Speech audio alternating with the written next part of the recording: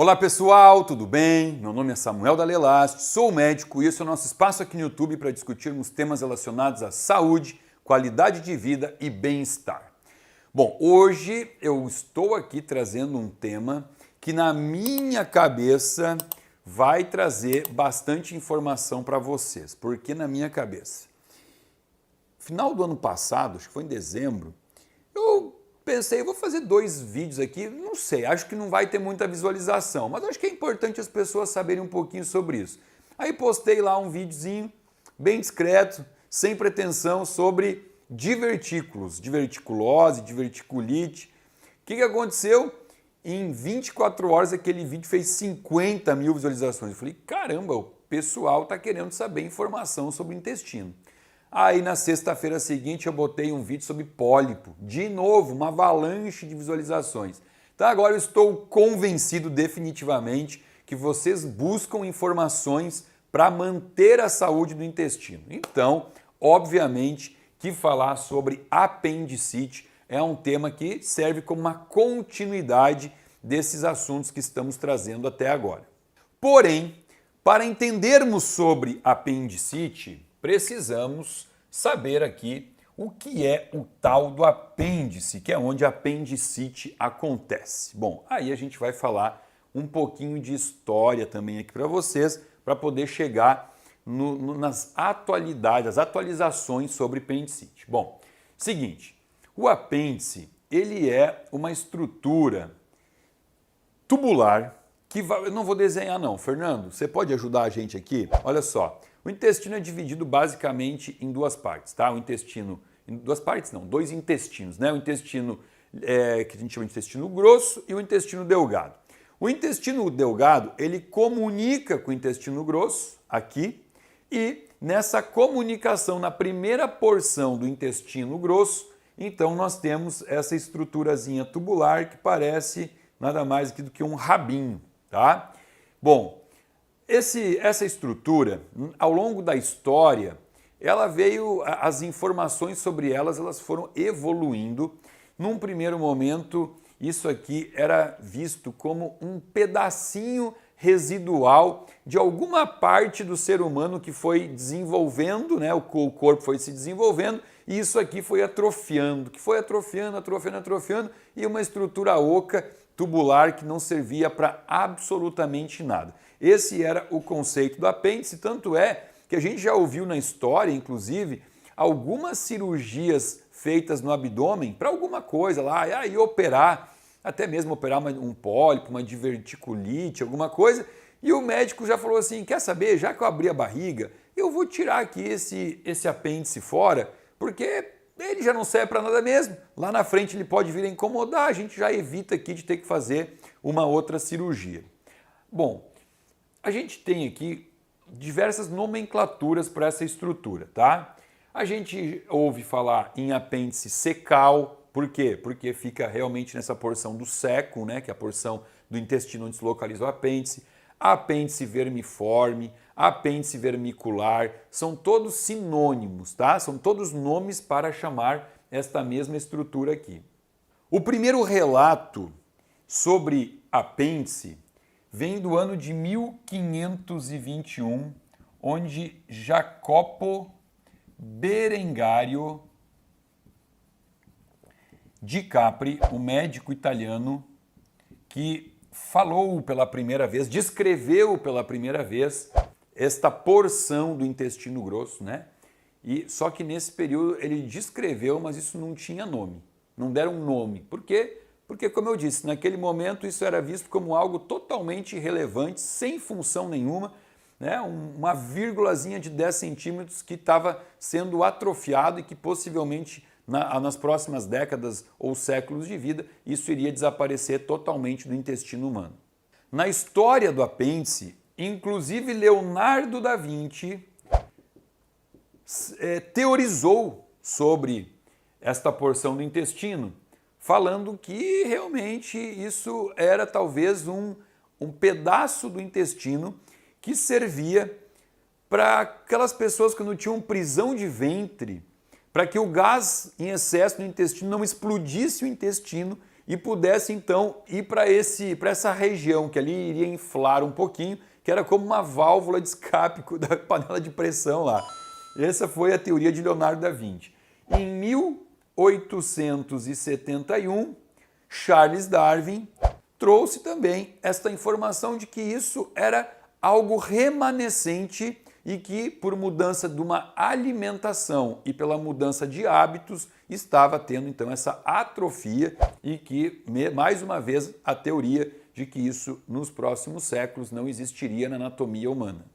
A primeira vez que a palavra apêndice foi ouvida foi no ano de 1953 por Andreas Vesalius. Por que o nome? Porque ele comparou o apêndice, ele comparou este órgão a uma minhoca. Então, por isso, o nome de apêndice, tá? Bom, isso tudo, olha quantos anos a gente está falando. Isso tudo se manteve até o ano de 2007, que foi quando na Universidade de Duke, na Califórnia, cientistas conseguiram associar esta porção do intestino a duas atividades principais aqui.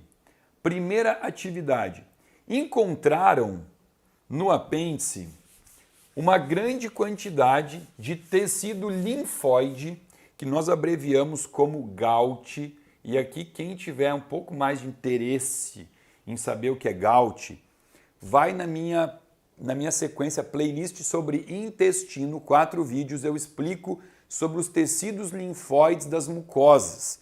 GALT é a abreviatura em inglês de tecido linfóide associado ao intestino, porque em inglês intestino é gut. Então aqui, ó, tecidos linfóides associados ao intestino, que naquela minha playlist de intestino eu explico que tudo isso daqui está intimamente associado também a outras mucosas do corpo, como as mucosas nasogenianas, brônquicas e urogenitais. Então encontraram grande porção desse tecido neste pedacinho do intestino e também se encontrou aqui uma grande população de bactérias, e aí a gente começa a entender por que é tão recente essa descoberta sobre o apêndice e bactérias, porque o intestino, o microbioma, a população de micro-organismos do intestino, chamado de microbiota, isso começou a ser evidenciado muito recentemente. O projeto Microbioma é um projeto de 2008. Em 2003 teve o projeto Genoma, que mapeou todo o código genético humano. Em 2008, o projeto Microbioma, que mapeou todos os micro-organismos do corpo, entendendo que 80% deles estão localizados no intestino. E esse conjunto aqui de bactérias que se aloja nessa porção do intestino, chamado de apêndice, ela é a responsável por repovoar o intestino em algum momento que o paciente tem, que a pessoa tenha, porventura, uma diarreia, alguma coisa assim que causa uma descolonização. O paciente perde, então, boa parte da sua microbiota e o próprio apêndice que carrega essa superpopulação de bactérias se encarrega de povoar essa porção do intestino que ficou descolonizada. Então, olha só, a gente está falando aqui sobre imunidade, tá? Imunidade. Por quê? Porque nós temos, então, aqui esses probióticos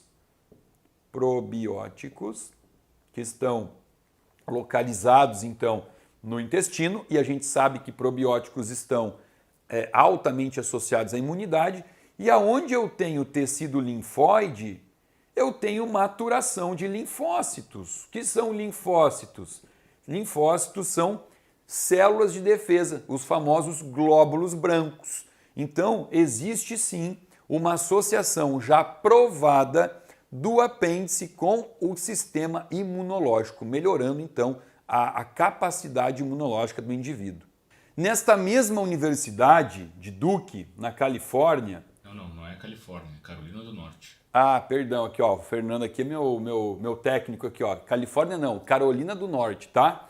Nesta mesma universidade aqui de Duke, 6 anos após, 2007 foi quando veio esse primeiro estudo, depois de 6 anos, ou seja, 2004, 2014.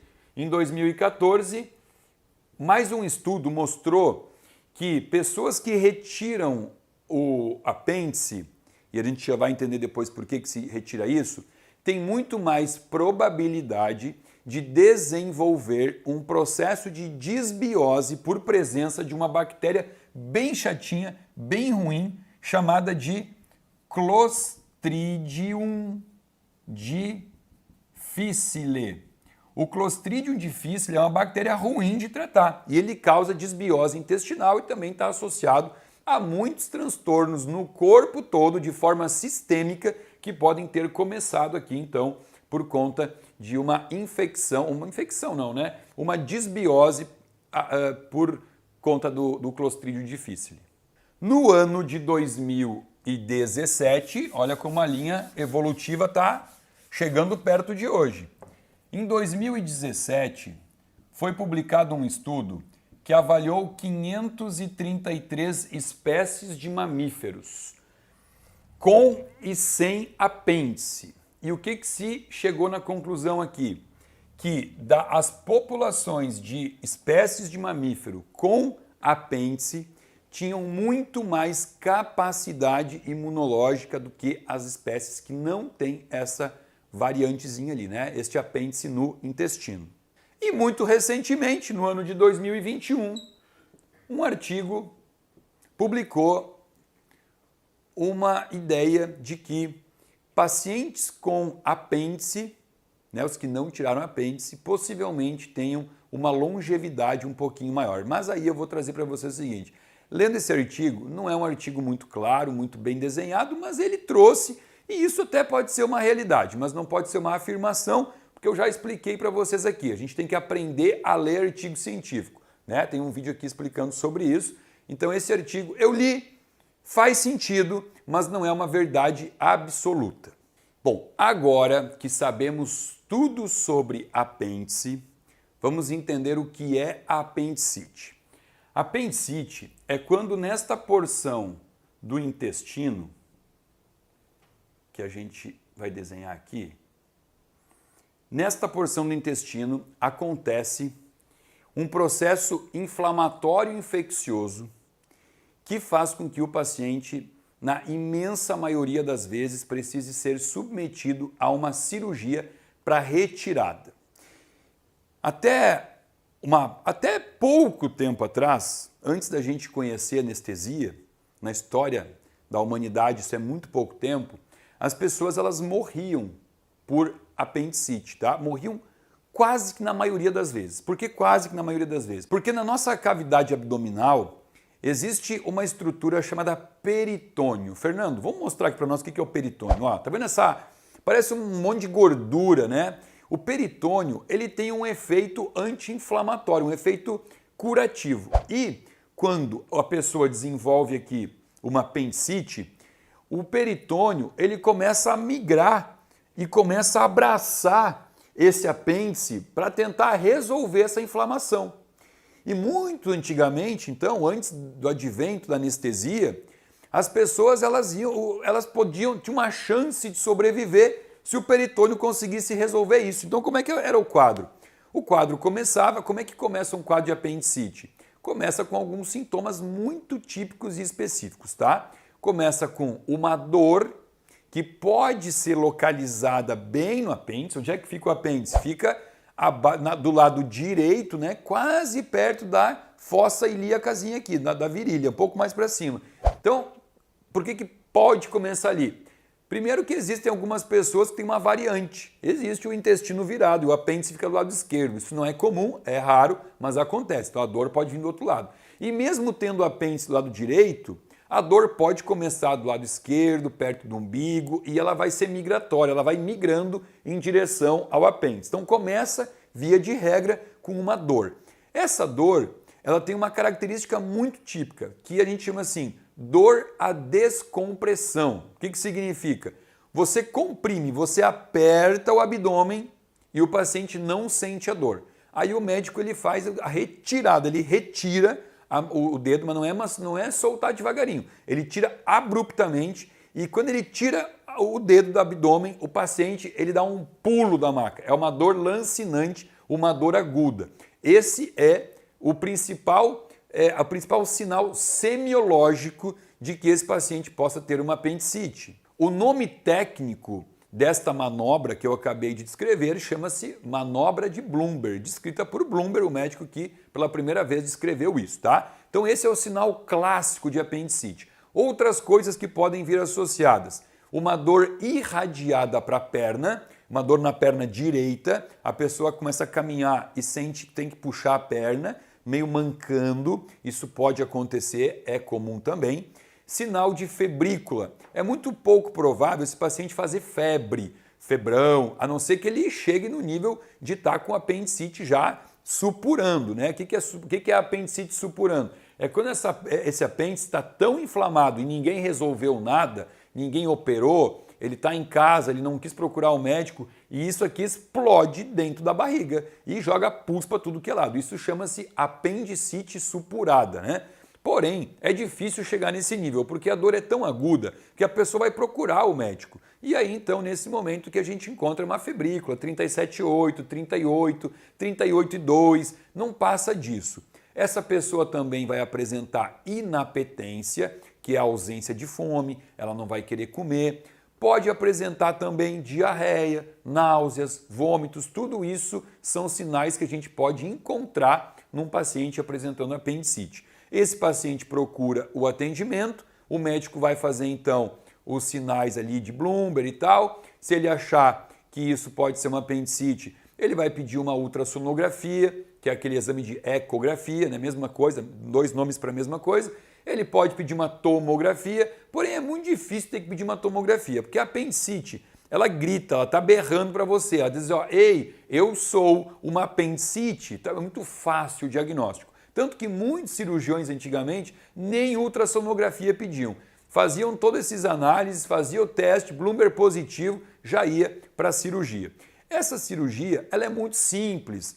Ela é feita uma incisão bem acima do apêndice, uma incisão pequenininha, é feita a cirurgia e o paciente fica com aquele cortezinho pequenininho logo abaixo aqui do abdômen. Porém, se a cirurgia complica, né, durante a cirurgia, você analisa ali que o apêndice abriu, vazou pus para a cavidade abdominal, ou se for uma apendicite supurada, então é feita uma laparotomia, que aí tem que abrir a barriga para poder lavar toda a cavidade abdominal, tirar o pus, né? Então isso é algo mais difícil de acontecer. A maioria das cirurgias elas são realizadas logo no início, a cirurgia é simples. Cabe aqui dizer que quanto mais magro o paciente é, mais fácil de acessar com um corte pequenininho. Então pessoas magras têm um cortezinho bem pequenininho, porque o médico consegue enxergar bem. Pessoas mais obesas, com uma cavidade abdominal com gordura visceral, geralmente tem uma cicatriz maior ou às vezes tem que abrir a barriga toda mesmo. E é claro que temos que falar aqui sobre causas de apendicite e prevenção de apendicite, né? Por quê? Se a gente está falando que é tão importante, se pudermos manter este apêndice no nosso corpo para melhorar o sistema imunológico, melhor. Bom, o que pode fazer com que isso aqui inflame, infeccione e você tenha que tirar? Obstrução do apêndice. Se houver aqui, pensa o seguinte, isso aqui é uma rua sem saída, é um beco, né? É um beco sem saída. Tá passando por aqui o conteúdo intestinal, e o que é o conteúdo intestinal? É cocô, né? Cocô. Ai, que nojo. É cocô aqui dentro do teu intestino, é o que passa. Então por aqui está passando cocô, o intestino delgado ele transitou aqui, fez uma transição para intestino grosso, e aí aqui então pode ter entrado alguma coisa e trancou ali e não saiu. Quais são as principais causas de obstrução aqui? As próprias fezes. Então, se você tem fezes muito sólidas, tem constipação ou obstipação, você tem muito mais probabilidade de ter uma apendicite, porque entra um pedacinho de cocô duro ali e não sai. Então, legal, Samuel, vou tomar laxante para ter sempre diarreia. Não, não é essa a ideia. A ideia é você assistir o videozinho aqui sobre escala de Bristol e entender que existe o cocô bonito, que é aquele cocô bananinha, que você olha ele no vaso, bate um orgulho no peito, aquele cocô que nem o papel higiênico sujou quando você foi fazer a tua higiene depois de evacuar. Esse é o cocô perfeito, tá? Outra coisa que pode entupir, que entrar e obstruir o apêndice são parasitas, vermes. Ai, de novo, Samuel, fiquei com nojo. Sim, nós podemos ter vermes no intestino, tá? Aqui entra a importância de fazer tratamentos de desparasitização, que é uma coisa que eu estou devendo aqui, agora me dei conta, tenho que fazer um vídeo sobre isso para vocês, tá? Existe a forma farmacológica de fazer isso, né? Anita, que é o nitazoxanida, ivermectina, albendazol, tem diversos